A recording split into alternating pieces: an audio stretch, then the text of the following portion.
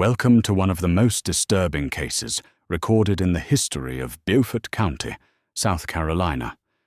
Before we begin, I invite you to leave in the comments where you're watching from and the exact time you're listening to this narration. The year was 1850,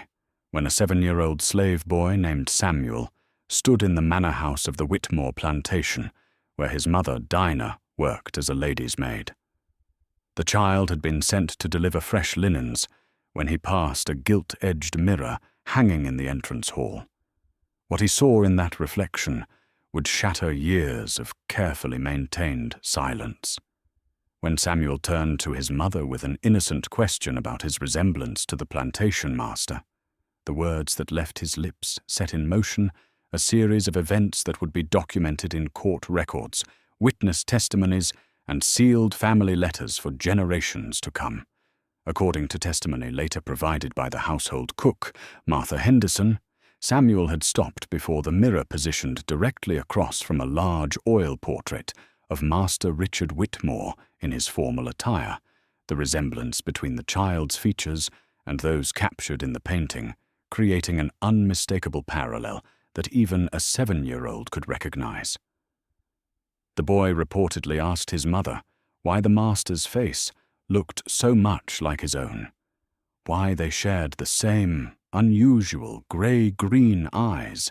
the same distinctive shape of the jaw, the same pattern of the hairline. Dinah's reaction, as Martha would later describe in her deposition, was one of immediate terror, her hand flying to cover the child's mouth, her entire body trembling as she attempted to pull Samuel away from the mirror and the portrait. But it was too late, for Eleanor Whitmore had been standing in the parlor doorway, having emerged from her afternoon correspondence to investigate the sound of voices in the entrance hall. According to Eleanor's own diary entry from that evening, dated April 12th, 1850, she had watched the entire scene unfold with what she described as a peculiar sense of inevitability, as though this moment had been approaching for years and had finally arrived to confirm every suspicion she had carefully catalogued in her private thoughts, but never dared speak aloud. The story might have remained buried forever had it not been for a chance discovery made on a humid August afternoon in 1973, when the old Beaufort County Courthouse, a structure that had stood since 1822, finally succumbed to the demands of modernization and was scheduled for demolition. Margaret Chen, a graduate student from the University of South Carolina, working on her dissertation about antebellum legal proceedings in the Low Country, had received permission to examine any historical documents before the building was reduced to rubble, and she spent 3 weeks carefully sorting through water-damaged ledgers, crumbling case files, and boxes of yellowed papers that had been stored in the courthouse basement for over a century. On her final day at the site, as construction workers prepared to begin their work, Margaret discovered a metal filing cabinet that had been sealed with wax and hidden behind a false wall in what had once been the clerk's private office. Inside this cabinet were 7 folders, each marked with dates from 1851, and among them was a collection of depositions, witness statements, and correspondence, labeled simply "The Whitmore Affair," in faded ink across the cover. According to Margaret's later published account of the discovery, her hands trembled as she realized the significance of what she had found, for the documents contained testimony from over a dozen witnesses describing events that had been systematically erased from Beaufort County's official historical record.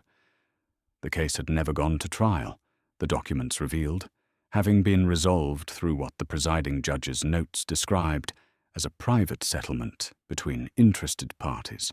but the depositions themselves painted a portrait of scandal so explosive that it had apparently been deemed necessary to seal them away from public view. Margaret's dissertation, published in 1975 under the title "Forbidden Bloodlines, Race, Power, and Silence in Antebellum, South Carolina," brought the Whitmore case back into academic discussion after 124 years of deliberate obscurity, though even then, local families descended from the Beaufort County elite attempted to suppress the publication, arguing that the events described were either fabricated or too disturbing to warrant renewed attention. The Whitmore plantation had been established in 1798 by Colonel James Whitmore, a veteran of the Revolutionary War, who received a land grant of 800 acres along the Beaufort River as compensation for his military service, and over the subsequent decades, the family systematically expanded their holdings through calculated purchases and strategic marriages until the estate encompassed nearly 2,000 acres of prime low-country land, making the Whitmores one of the most prosperous families in the region. When Colonel James died in 1830, his son Augustus inherited the property and continued the family's trajectory of wealth accumulation, increasing the number of enslaved individuals from 45 to 120, and establishing the Whitmore name as synonymous with power and influence in Beaufort County society. Augustus Whitmore died unexpectedly in March 1845 from complications of pneumonia, leaving the entire estate to his only son, Richard, who at age 28 found himself in control of vast wealth and considerable social standing. According to county records and correspondence preserved in the South Carolina Historical Society archives, Richard was known among his peers as methodical to the point of obsession, maintaining detailed ledgers that documented every aspect of plantation operations with a precision that bordered on pathological. His record books, discovered during Margaret Chen's later research at the Historical Society, contained not only the expected financial accounts, but also personal observations about individual enslaved people, noting their skills, their family relationships, their physical characteristics, and even their temperaments in handwriting so meticulous it appeared to have been copied from drafts. In 1846,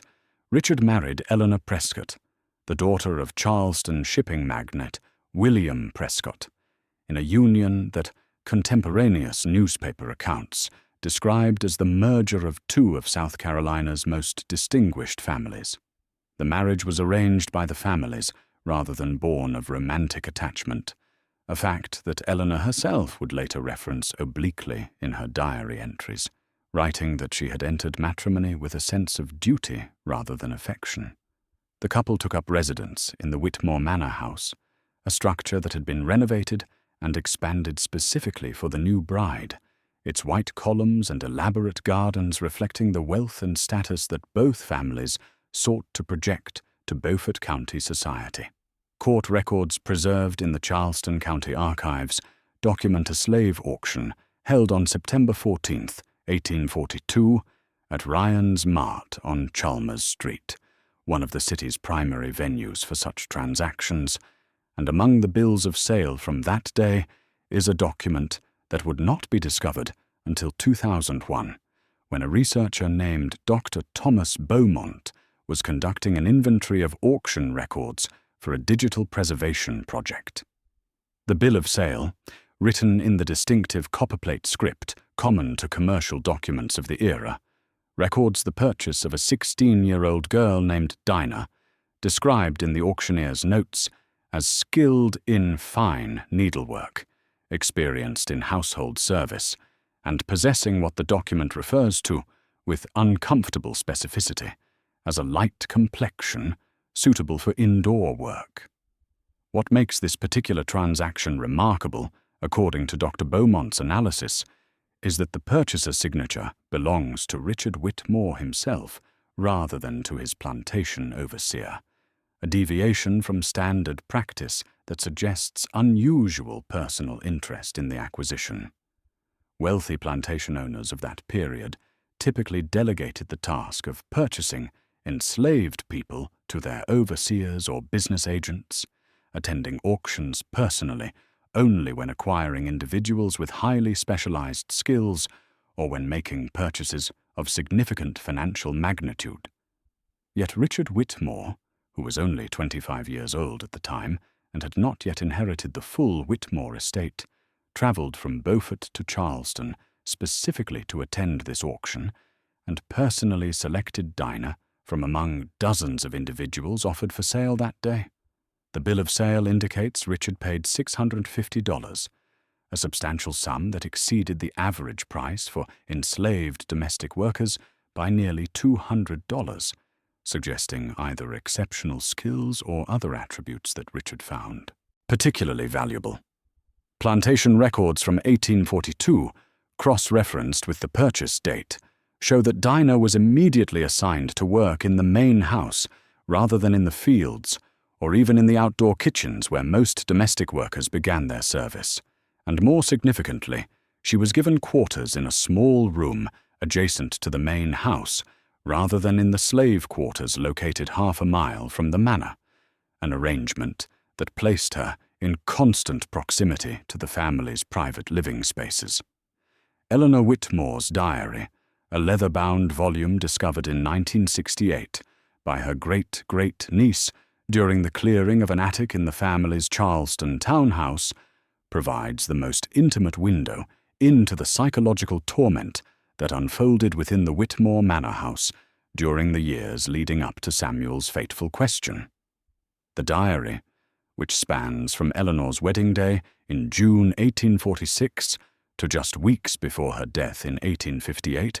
begins with entries that reflect the conventional concerns of a young plantation mistress learning to manage a large household. But by 1848, the tone shifts dramatically into something far more troubled and cryptic. An entry dated March 3, 1848, notes the strange hours kept by my husband, who claims to be reviewing account books in his study, yet emerges at dawn with no ledgers to show for his labors, while another from June of that same year mentions that girl who moves through these halls like a ghost, never meeting my eyes, never speaking unless spoken to, yet always present somehow in the corners of my vision. Eleanor never names Dinah explicitly in these early entries, referring to her only through oblique descriptions, as though even in the privacy of her own diary she could not bring herself to directly acknowledge what she was beginning to understand. The entries from 1849 become increasingly anguished, with Eleanor writing in July of that year about the peculiar attention her husband pays to certain members of the household staff, his insistence on personally overseeing matters that would typically fall to the housekeeper, his unexplained absences from their marital bed on nights when he claims to be managing urgent plantation business. What emerges from these pages is the portrait of a woman caught in an impossible position, unable to confront the truth directly, because doing so would require her to acknowledge a violation of social order so profound that it threatened not only her marriage, but her entire understanding of her place in society. Eleanor's entries reveal her awareness that speaking openly about her suspicions would bring shame upon her own family, would mark her as a woman who could not maintain control over her household, would potentially destroy the Prescott family's carefully cultivated social standing in Charleston society. County birth records from Beaufort County, meticulously maintained by the clerk's office and preserved in the state archives, show an entry dated April 19th, 1843, listing the birth of a male child identified only as property of R. Whitmore, with no mother's name recorded, a common practice for documenting enslaved births that reduced human beings to livestock entries in ledgers of assets.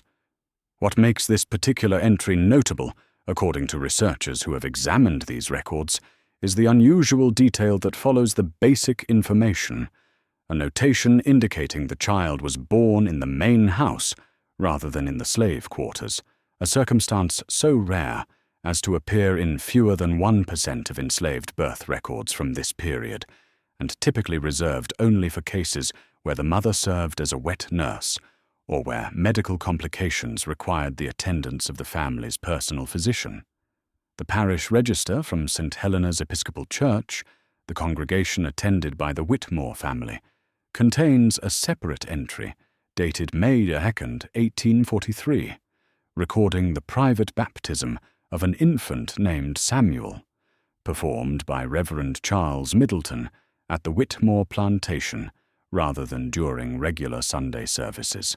an arrangement that the Reverend's personal notes describe as requested specifically by Mr. Whitmore for reasons of the family's convenience. Such private baptisms for enslaved children were extraordinarily uncommon, as most plantation owners, if they permitted baptism at all, had enslaved infants baptized during group ceremonies that required minimal clerical time and no special arrangements. The significance of these records becomes more apparent when cross-referenced with medical documents from Dr. Harrison Fletcher, the Whitmore family physician, whose case notes from November 1842 record treating Eleanor Whitmore for complications following a miscarriage that left her, in the doctor's professional opinion, as noted in his private journal, unlikely to successfully carry a child to term in the future. Eleanor had been married for only 5 months when she lost that pregnancy, and the timing means that just 6 months after this devastating loss, a child was born in her own home to an enslaved woman living under her roof, a child who received the kind of attention and formal religious recognition typically reserved for children of the master class. The afternoon of April 12, 1850,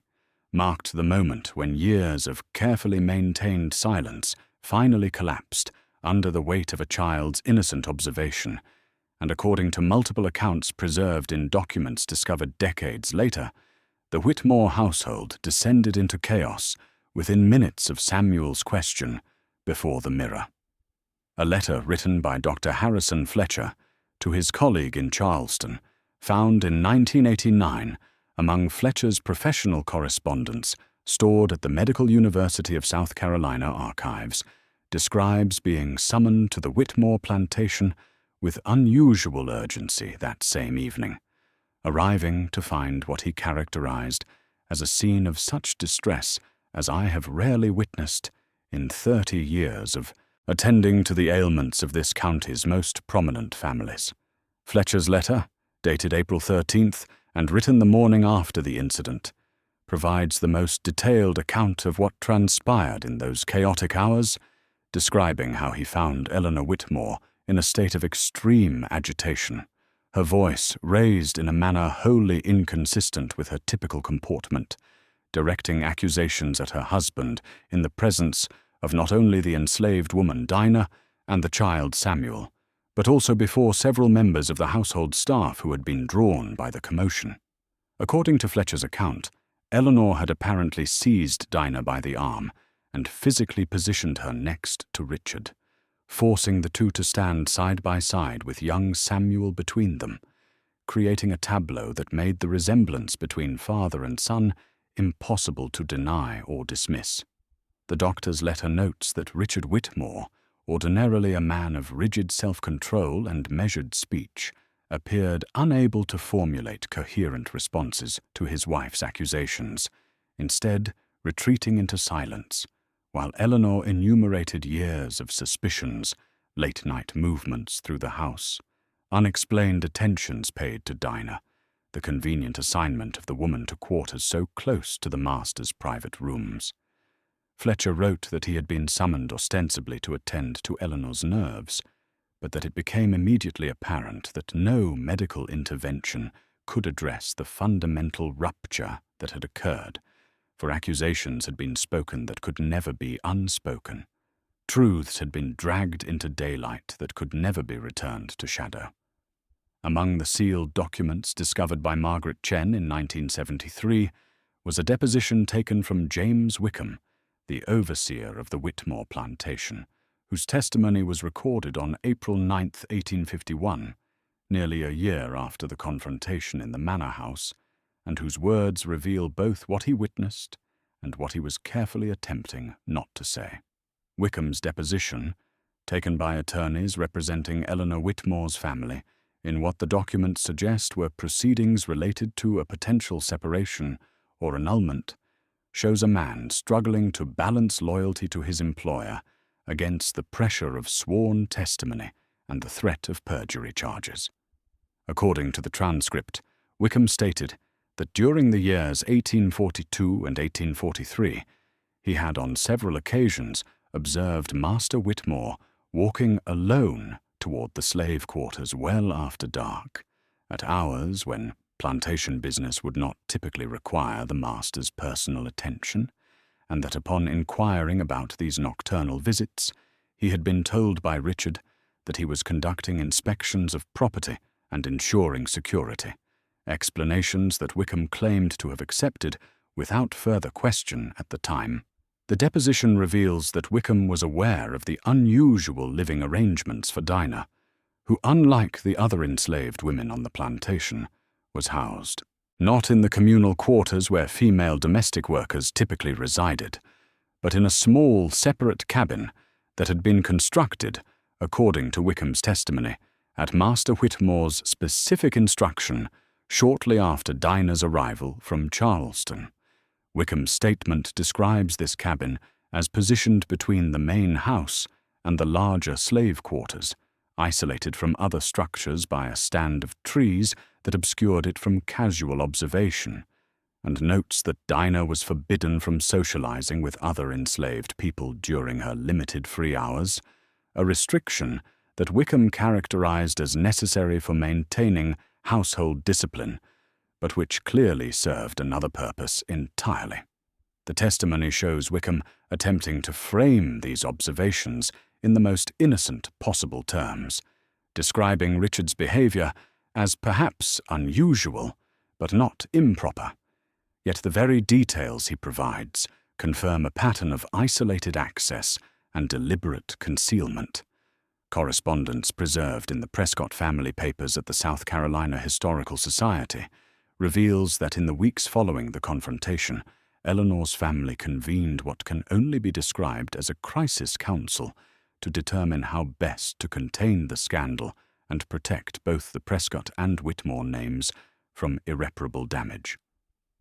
Letters exchanged between Eleanor's brother, William Prescott, Jr., and their father during late April and early May of 1850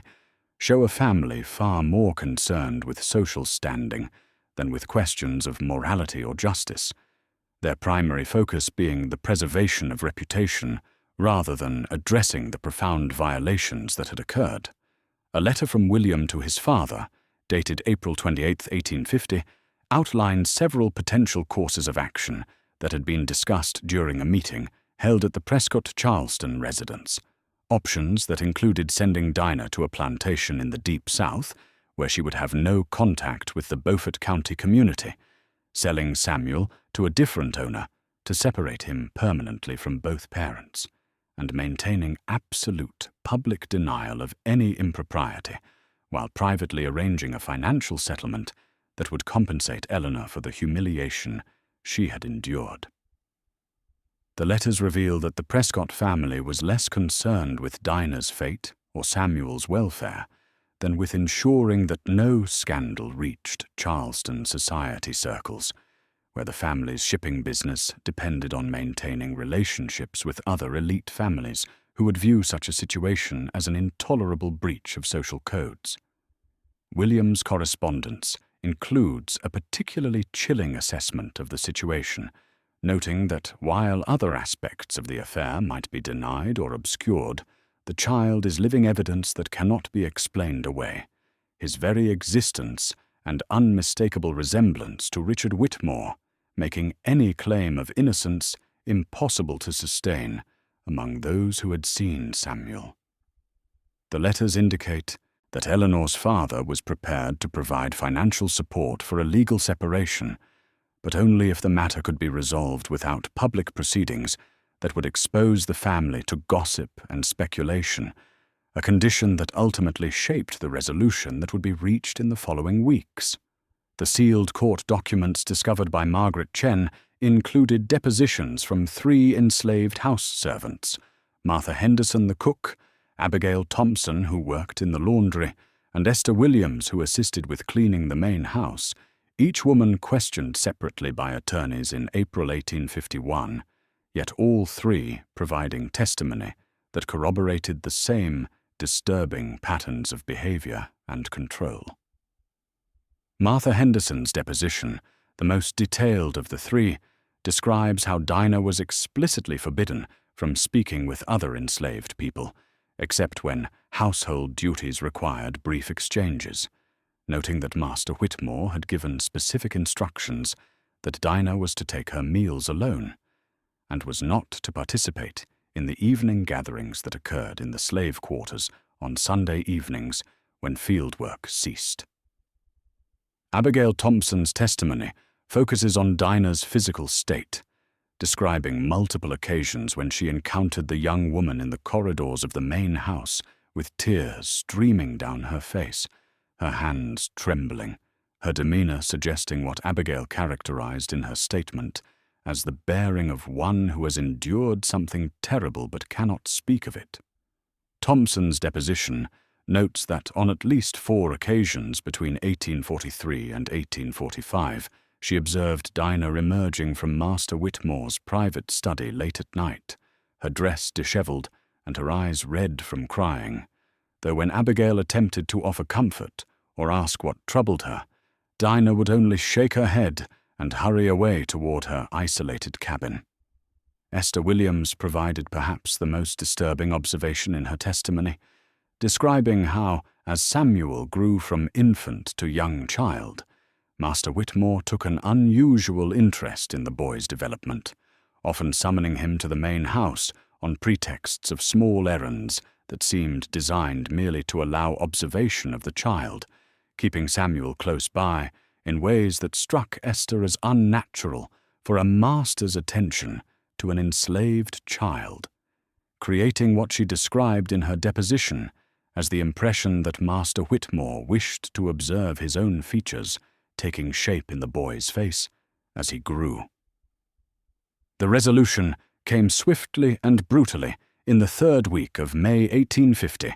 when court records and a brief notice published in the Beaufort Gazette on May 18th document the sale of 2 enslaved individuals, a woman of approximately 24 years and a male child of 7 years, sold at public auction to a trader named Silas Crawford, who specialized in supplying labor to the expanding cotton plantations of Mississippi and Alabama. The newspaper notice, tucked between advertisements for agricultural, equipment and shipping schedules, identifies the seller as Richard Whitmore and notes that the sale was conducted to address temporary financial obligations resulting from poor cotton yields the previous season, a justification that contemporary observers would have recognized as implausible given the Whitmore plantation's well-documented prosperity.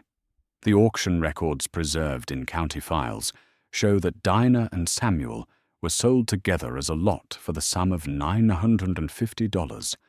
a price that suggests Crawford understood he was acquiring individuals whom the seller was desperate to remove from the vicinity regardless of their market value.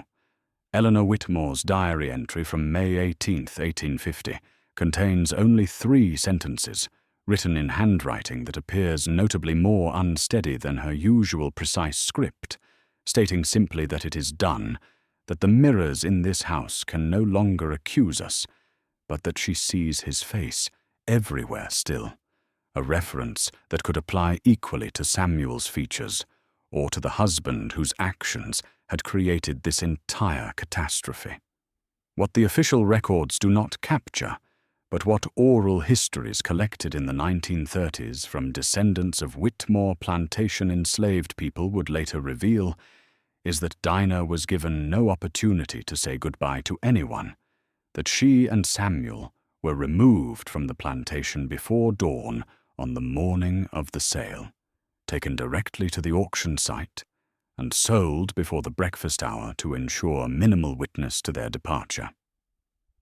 Richard Whitmore, according to statements recorded in several Charleston Society letters from that period, publicly maintained that the sale was purely a business decision necessitated by temporary cash flow concerns, deflecting any suggestion of scandal. The fate of Dinah and Samuel, after their sale, might have remained unknown had it not been for the discovery in 1995 of a leather-bound ledger belonging to Silas Crawford, the slave trader who purchased them at the Beaufort auction, found among a collection of commercial documents being catalogued at the Williams Research Center in New Orleans by an archivist named Rebecca Foster. Crawford's ledger, maintained with the meticulous attention to detail typical of traders who moved large numbers of enslaved people across state lines, traces the journey of Dinah and Samuel from South Carolina through Georgia and into Mississippi, where Crawford's records indicate they were held at a trader's pen in Natchez for 3 weeks before being offered at one of the city's regular slave auctions. The entry dated June 14, 1850, shows that Samuel was purchased separately from his mother by a buyer representing the Thornhill Cotton Plantation in Dallas County, Alabama, sold for $600 as a healthy male child, suitable for training in field work, his youth making him valuable as a long-term investment for labor that would span decades. Dinah's entry in the ledger reveals a far more troubling trajectory, with a notation written in Crawford's hand describing her as troublesome and noting that she was sold at a reduced price of $425, well below the typical value for a woman of her age and domestic skills, to a buyer whose name is recorded only as J. Mitchell of Tensas Parish, Louisiana.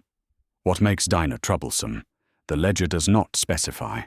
though subsequent entries tracking Crawford's inventory suggest possibilities that range from resistance to her enslavement to profound grief at separation from her child,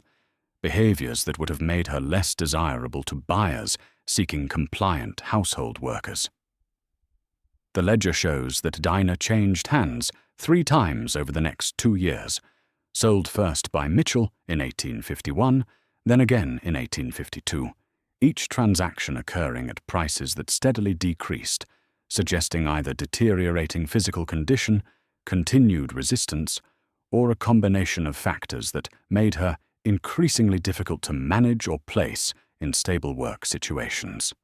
In 1987, an archaeological team from the College of Charleston, led by Dr. Patricia Moorhouse, conducted excavations at the site of the former Whitmore plantation as part of a broader study of enslaved living conditions in the Low Country,